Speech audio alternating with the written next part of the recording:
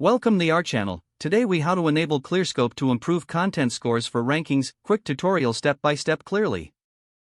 To enable Clearscope for your content strategy, begin by logging into your Clearscope account. Once you're logged in, navigate to the dashboard.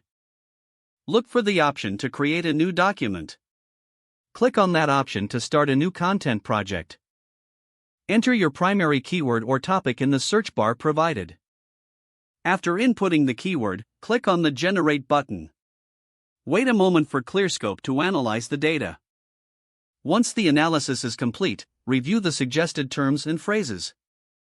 These terms will help enhance your content's relevance and depth. You will notice a content score displayed on the right side of the screen. Aim for a higher score by incorporating the suggested keywords throughout your text. Use the guidelines provided to optimize headings and subheadings. Furthermore, make sure to address frequently asked questions listed in Clearscope.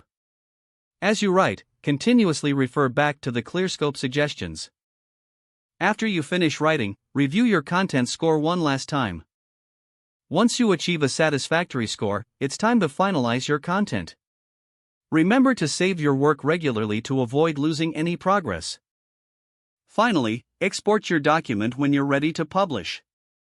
If the page does not load, refresh the browser or try again in a private or incognito window. Make sure you are using the correct email address, then retype it carefully to avoid small typos. If your password is not accepted, use the reset option and create a new strong password you can remember.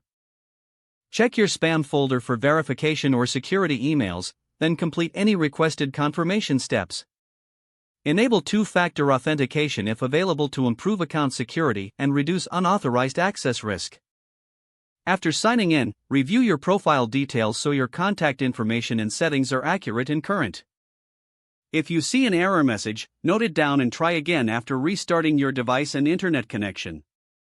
Log out when you finish, especially on shared devices, to keep your account and payment information secure.